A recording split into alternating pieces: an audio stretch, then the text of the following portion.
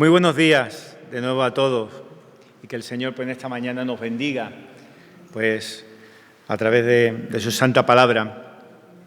Estamos ya muy cerquita de unas fechas que es la Semana Santa y ya sabéis que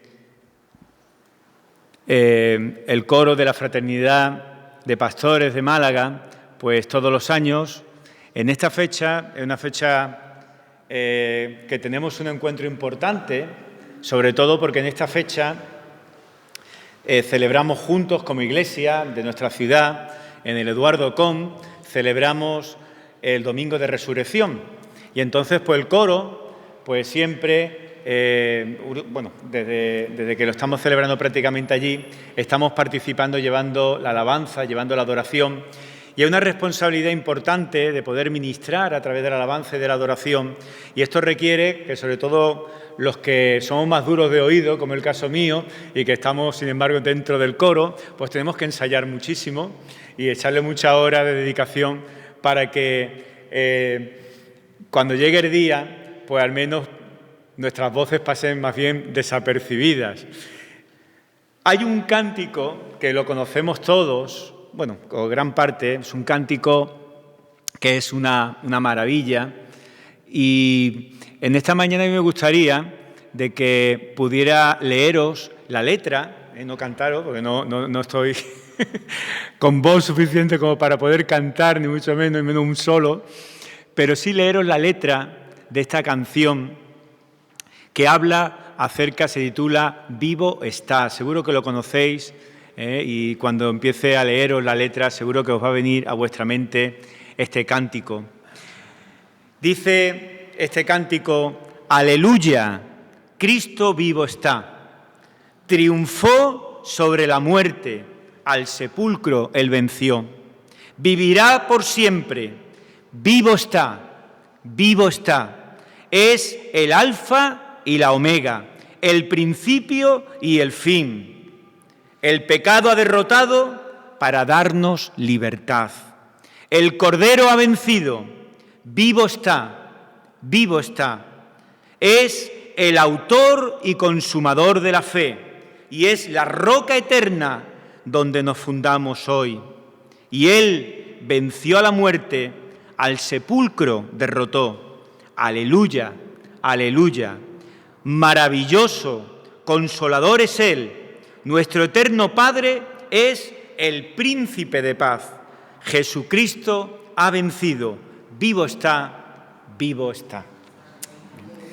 Es, como digo, un cántico que, sobre todo cuando sale, ya no solamente en cuanto a lo que es la letra, sino que se plasma a través del cántico de su iglesia, de aquellos que somos hijos de Dios, aquellos que el Señor ha cambiado nuestras vidas, aquellos que el Señor ha regenerado nuestros corazones, nos hace ahora tener una visión distinta de las circunstancias que nos rodean.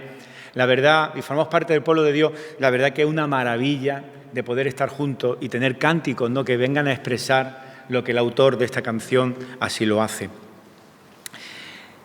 La semana pasada estuvimos viendo el pasaje del capítulo 2 de Colosenses y estuvimos viendo de los versículos del 8 al 14 y hubo un par de versículos porque nos centramos concretamente en cuanto al tema de ser apartados y cómo Pablo vinculaba en este texto el ser apartados con el tema de la circuncisión.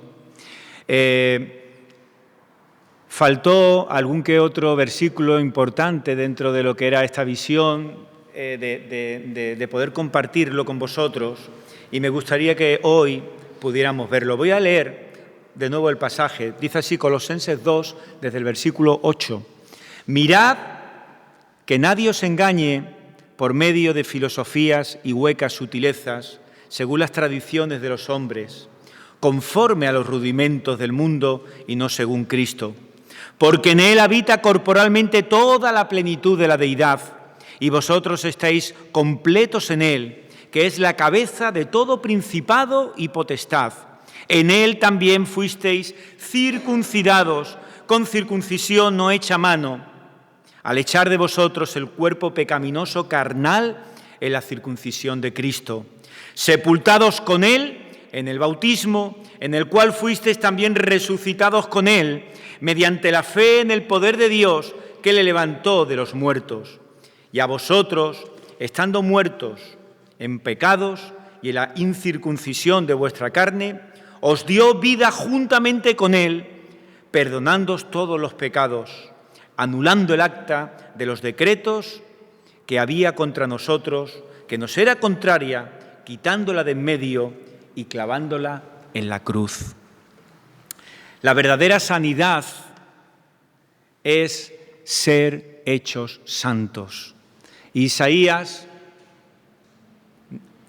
nos lo recuerda y dice que por sus heridas hemos sido sanados.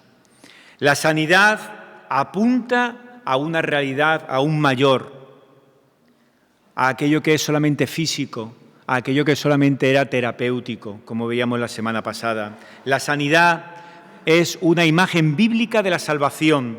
No tiene nada que ver con el hecho de estar en paz con nosotros mismos, sino con que nuestra culpa, vergüenza y principalmente que nuestra relación con Dios, una relación que estaba totalmente rota, una relación que era la de estar caminando con mi esfuerzo en la dirección que yo veía más conveniente, pero que en realidad estaba caminando a espaldas de Dios, pues esa relación queda perfectamente restaurada. Y el creyente, veíamos la semana anterior, es santo porque ha sido apartado. Y vimos cómo Pablo, en este capítulo 2 de la carta a los tesalonicenses, utilizaba la imagen de la circuncisión para poder explicar el concepto de la sanidad y de ser apartados. En él también fuisteis circuncidados con una circuncisión no hecha por manos, al quitar el cuerpo de la carne mediante la circuncisión de Cristo. Es el versículo 11 que hemos vuelto a leer en esta mañana. Cristo vino a hacer posible la verdadera circuncisión. Una circuncisión en Cristo, no en nadie más. No una circuncisión física y externa, sino que es una circuncisión espiritual, moral, interna. Es decir, es una obra divina, no humana. Una circuncisión, como dice la palabra, una circuncisión del corazón, hecha por el Espíritu. Una circuncisión completa, no parcial, de tal manera que el creyente en Cristo comparece ahora delante de Dios despojado de sus trapos de inmundicia, comparece delante de Dios revestido de la justicia de Cristo. Nuestra vieja naturaleza ha sido, por tanto, eliminada, como veíamos la semana pasada, de una manera judicialmente eliminada en la cruz. Y ahora Dios nos está declarando perfectos para siempre, porque una sola ofrenda, como dice el libro de Hebreos, una sola ofrenda hizo perfectos para siempre a los santificados. ¿Por qué es importante la santidad? Es importante porque ser apartados viene a significar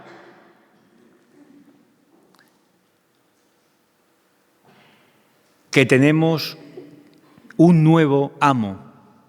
Somos apartados, que es el significado que vimos acerca del concepto, pero somos apartados y ahora tenemos un nuevo amo. ¿Qué significa eso de que tenemos ahora un nuevo amo?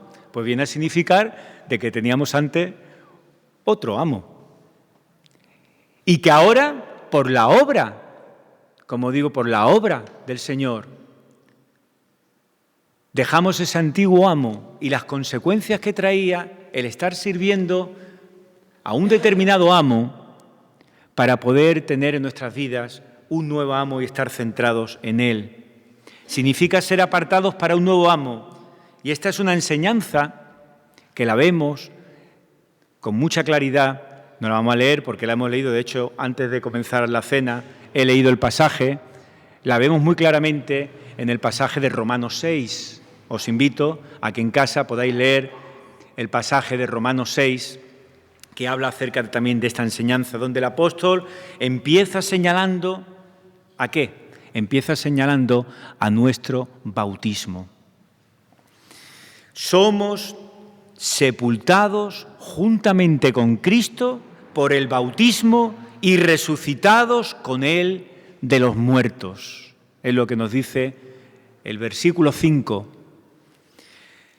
Antiguamente éramos esclavos del pecado, porque nuestra naturaleza nos gobierna y nuestra naturaleza es una naturaleza que está corrompida por el pecado. Hasta ahí estamos todos de acuerdo.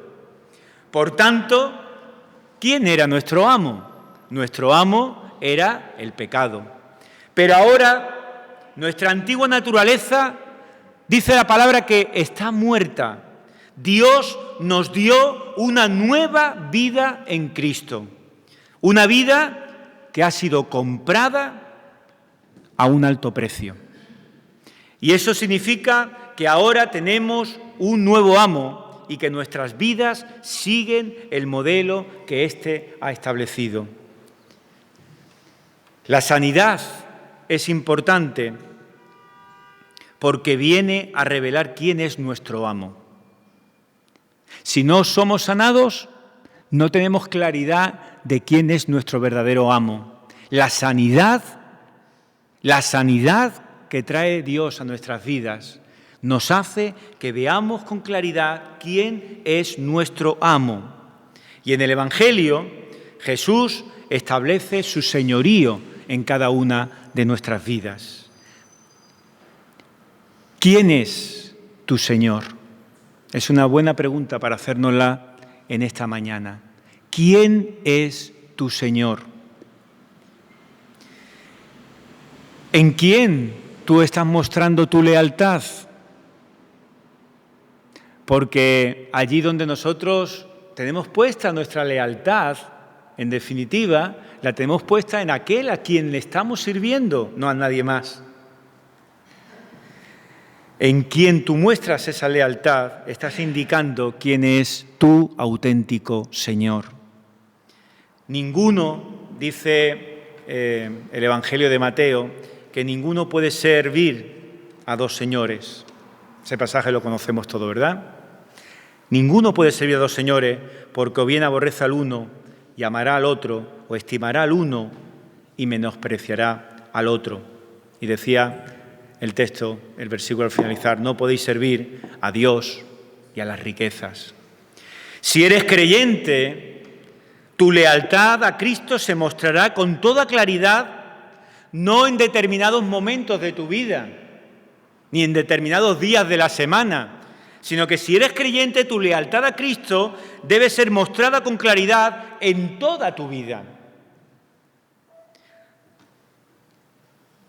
Y eso significa de que la lealtad al Señor debe estar en todos los lugares donde te encuentras, en todas las facetas de tu vida, en todas tus relaciones, en el trabajo, en tu hogar, en tu relación, en casa.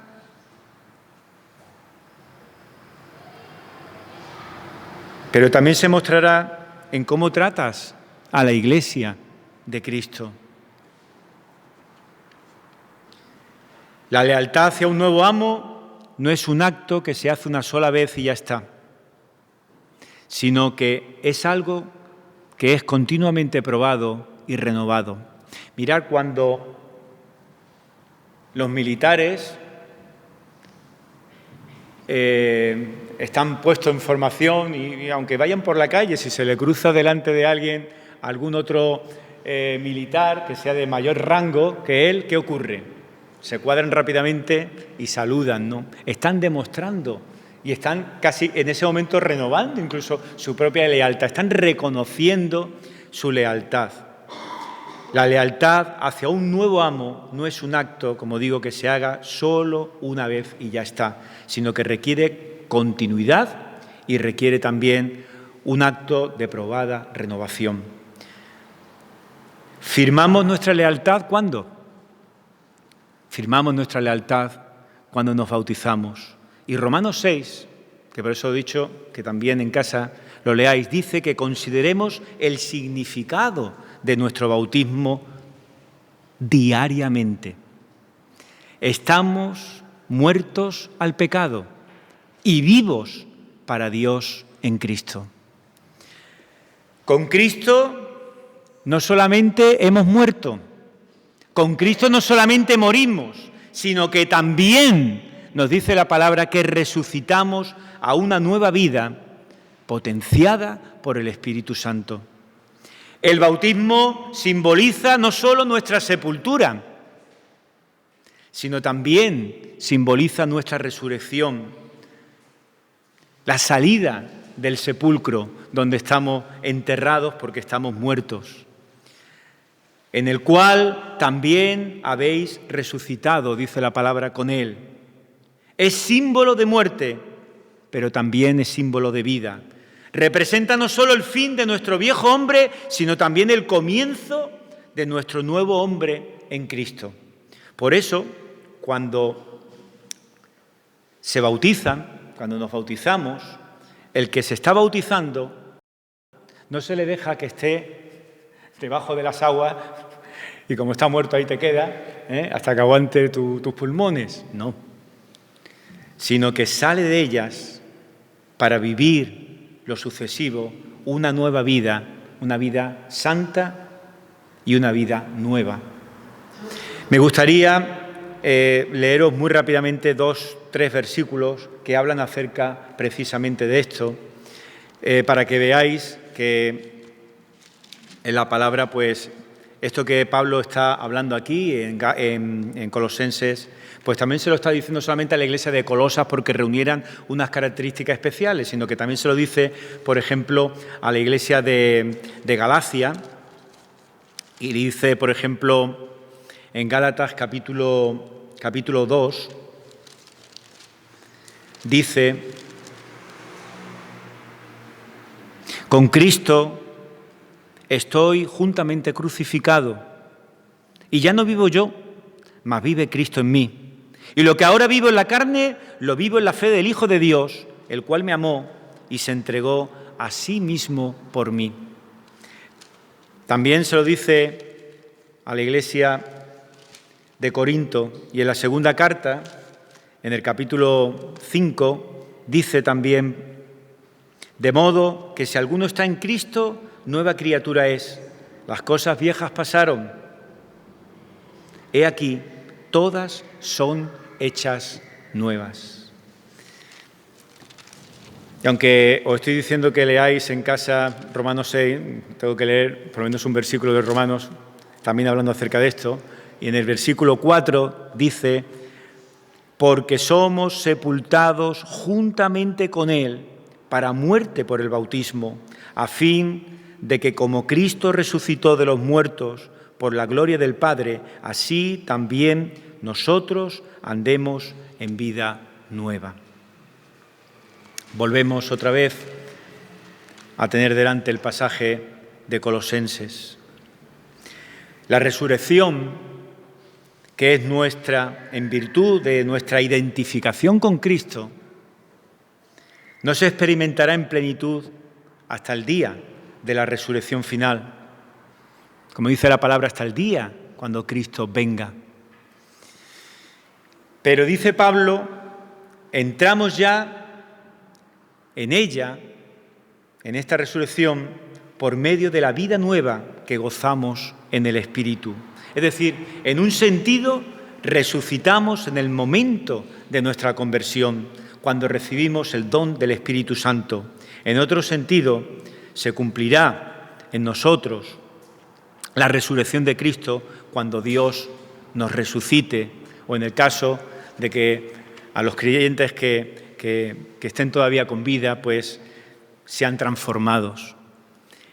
¿Cuándo? En el día del juicio final, en el día final. En resumen, además de ser circuncidados, dice la palabra que hemos sido sepultados y hemos resucitado juntamente con Él para vivir una nueva vida. Así que una enseñanza que Pablo repite varias veces acerca de la muerte de Cristo es que nosotros nos identificamos con Él en su muerte, de tal manera que ahora estamos muertos al pecado. Pues de igual manera, el bautismo, símbolo de nuestra sepultura con Cristo, está marcando el hito de separación en lo que es nuestra vieja vida, una vida carnal, y nuestra vida nueva en Cristo Jesús.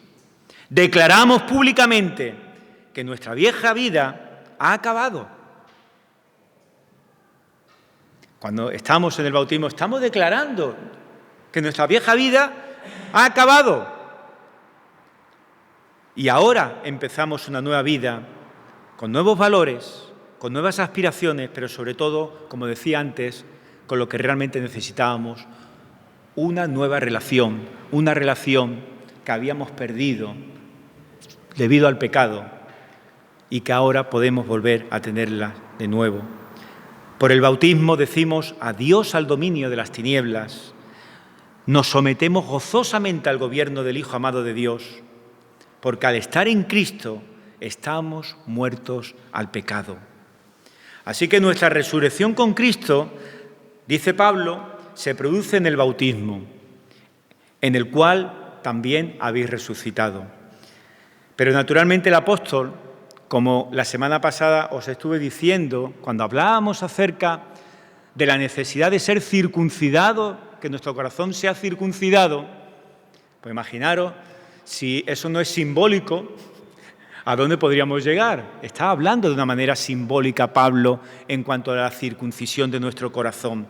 Ahora Pablo está hablando exactamente igual, de una manera simbólica. Salir de las aguas del bautismo viene a simbolizar la resurrección del creyente a una nueva vida en Cristo.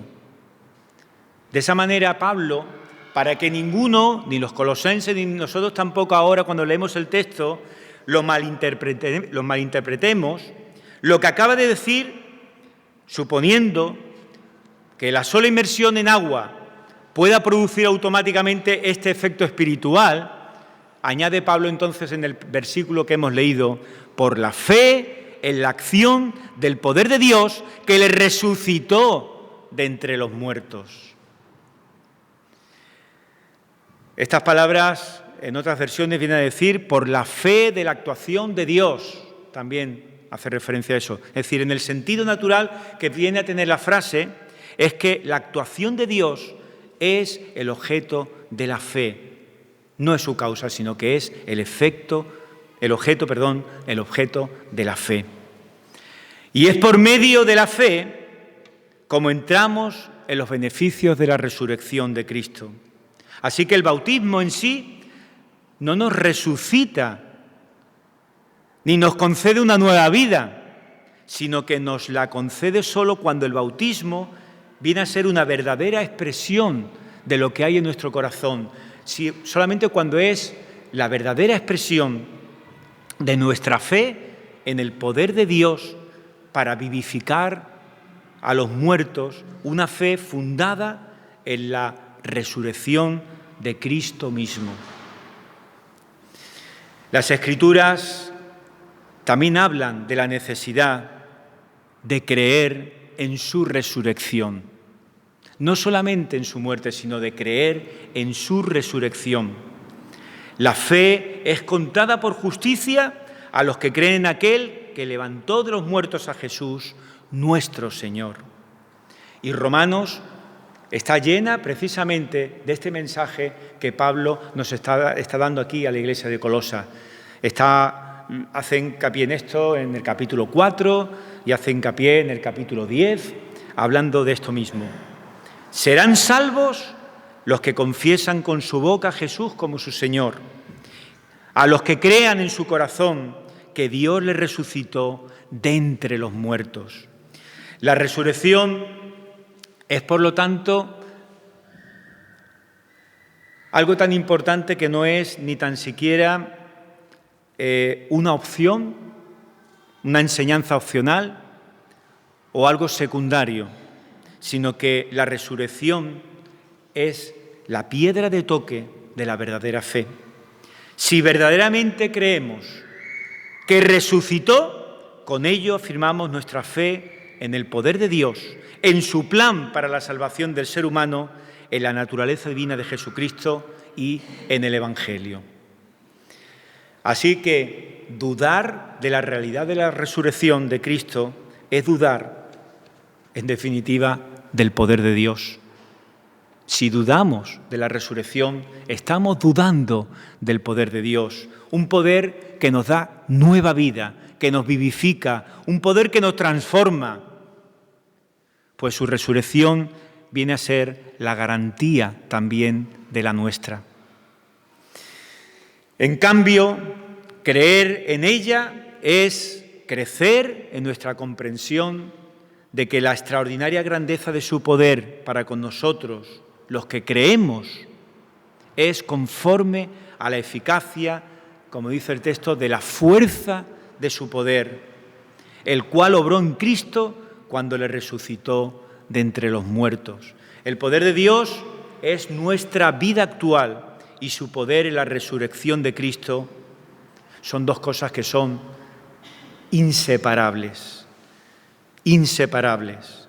Así que ese poder de Dios que damos fe por medio del bautismo, el creyente que se bautiza está en definitiva afirmando y está diciendo: creo en que Dios actuó con poder levantando a Jesucristo de entre los muertos.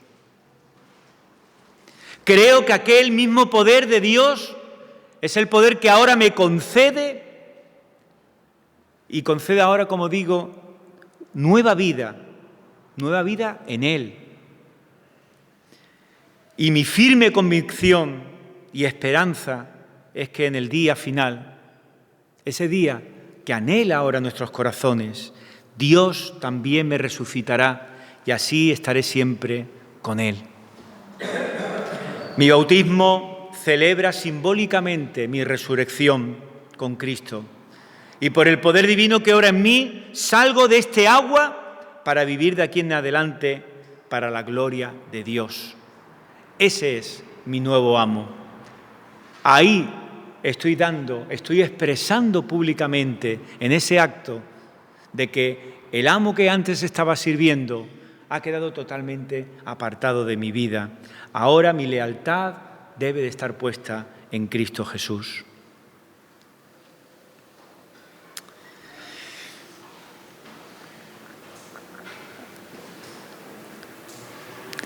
Cuando somos conscientes de que el ser humano es esclavo del mundo, de la carne, del diablo, y por tanto el ser humano por naturaleza está bajo la ira de Dios, solamente puede estar a la espera de algo. Solamente, tristemente, está a la espera de la condenación eterna. Su muerte se está manifestando en el presente. Aquel que está muerto espiritualmente, se manifiesta esa muerte que lleva encima en el día a día. No la puede ocultar. Estamos viendo cómo su vida es una vida totalmente carnal, una vida sin esperanza, una vida sin Dios, y que se manifestará definitivamente en el día de la ira de Dios, en una eternidad igualmente sin esperanza y sin Dios. Y esa es la condición del hombre sin Cristo, una condición que vemos que es alarmante, una condición que la vemos y nos damos cuenta que está totalmente carente de esperanza.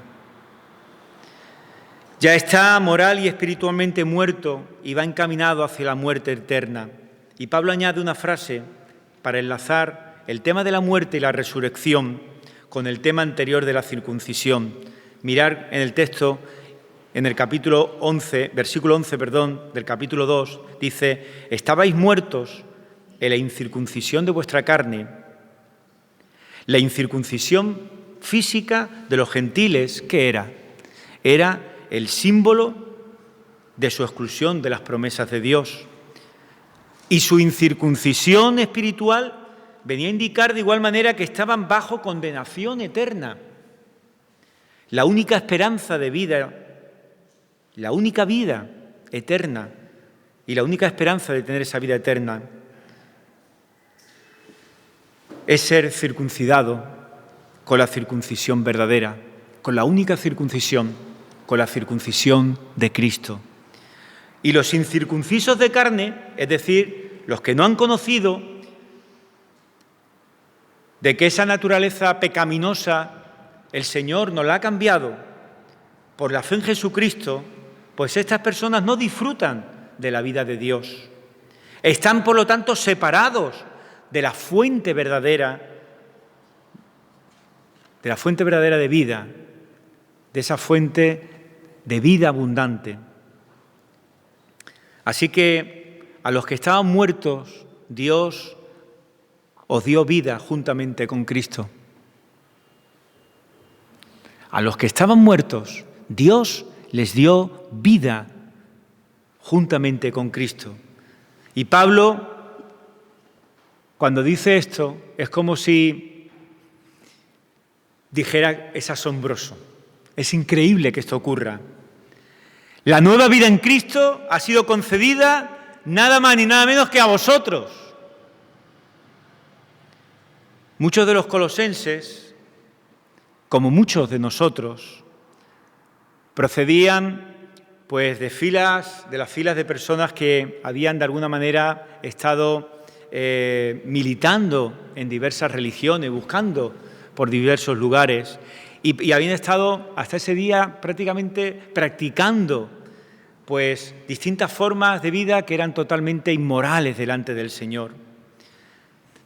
Y Pablo podía pensar y podría entender que Dios quisiera dar vida nueva, vivificar a personas que fueran relativamente justas, personas que, como hemos visto en predicaciones anteriores, fuesen buenas, personas que fueran santas, pero lo casi increíble es que Dios se digne a vivificar a personas como nosotros.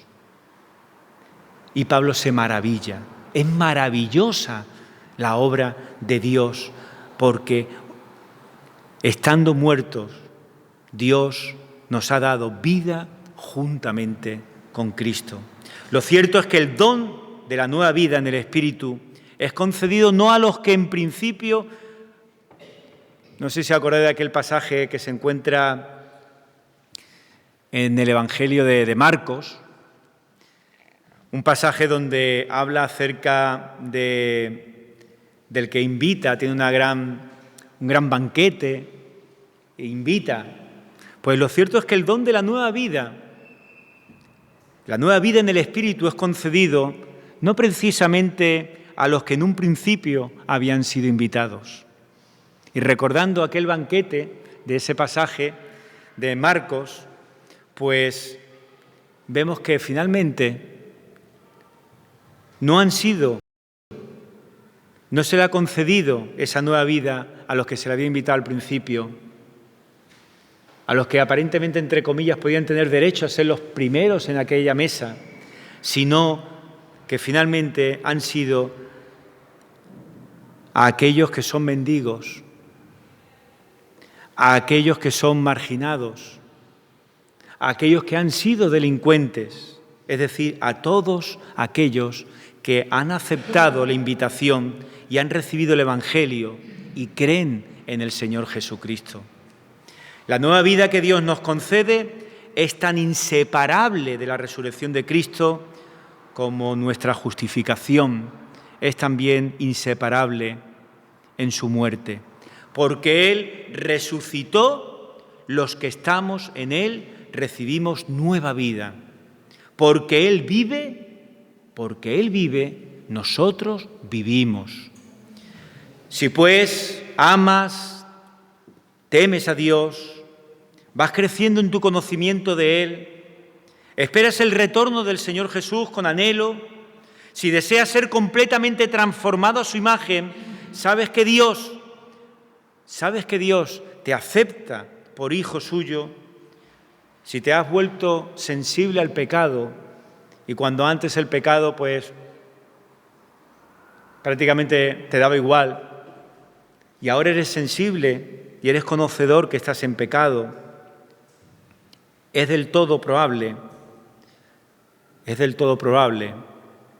de que realmente hayas resucitado y estés siendo partícipe de la resurrección de Cristo por una razón, porque ninguna de estas cosas vienen a ser característica del hombre carnal. Ninguna de estas cosas son características de aquel que está muerto, aquel que continúa en pecado. Y vamos a finalizar. Y me gustaría finalizar diciendo que nuestra antigua condición ante Dios era que estábamos muertos. Esa era nuestra antigua condición delante de Dios. Estábamos muertos. Nuestra posición en Cristo es que hemos sido resucitados con Él, recibiendo de Dios una nueva vida. Hemos pasado de muerte a vida, habiendo recibido vida eterna y estando exentos de condenación. ¿Os acordáis todos del pasaje del Hijo Pródigo, no? Todos nos acordamos del pasaje del Hijo Pródigo. Pues teniendo en mente el pasaje del Hijo Pródigo, el Padre, nuestro Padre, ahora nos mira como aquel padre miraba a su hijo pródigo y le dice: este hijo mío estaba muerto y ha vuelto a la vida. Estaba perdido y ha sido hallado. Que el Señor nos bendiga y damos gracias a Dios. Damos gracias a Dios por esta nueva vida que solamente Él nos ha podido dar. Damos gracias a Dios porque Él ha visto nuestra necesidad. Cuando estábamos andando debido al pecado, caminábamos a espaldas a Él. Él mandó a su Hijo Jesucristo. Él murió en obediencia al Padre, en una cruz, como un ladrón, como lo peor que podía haber. Murió en una cruz, derramó su sangre, una sangre que cubre nuestros pecados. Damos gracias al Señor porque Él es nuestro verdadero y único proveedor. Damos gracias al Señor porque Él murió en la cruz y resucitó. Nosotros vivimos porque Él vive. Que el Señor nos bendiga.